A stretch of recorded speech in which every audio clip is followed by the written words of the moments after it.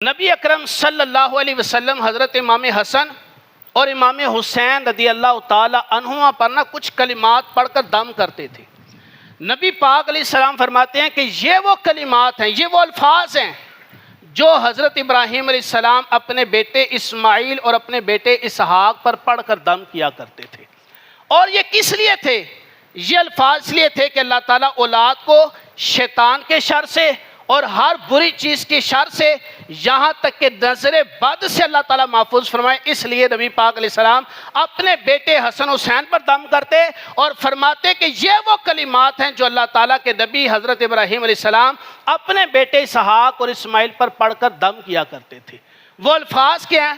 وہ الفاظ ہیں اعوذ بکلمات اللہ التامۃ من کل شیطان وہامۃ ومن کل عین لامۃ۔ اس کا مطلب یہ ہے کہ اللہ، میں تیرے پاک اور تیرے کامل کلمات کے ذریعے ہر شیطان سے پناہ مانگتا ہوں اور ہر زہریلے جانور سے پناہ مانگتا ہوں اور ہر بری نظر سے تیری پناہ مانگتا ہوں۔ تو نبی پاک علیہ السلام یہ الفاظ پڑھ کر حسن حسین پر دم کرتے تھے، اور یہی الفاظ حضرت ابراہیم علیہ السلام، حضرت اسحاق اور حضرت اسماعیل علیہ السلام پر پڑھ کر دم کیا کرتے تھے۔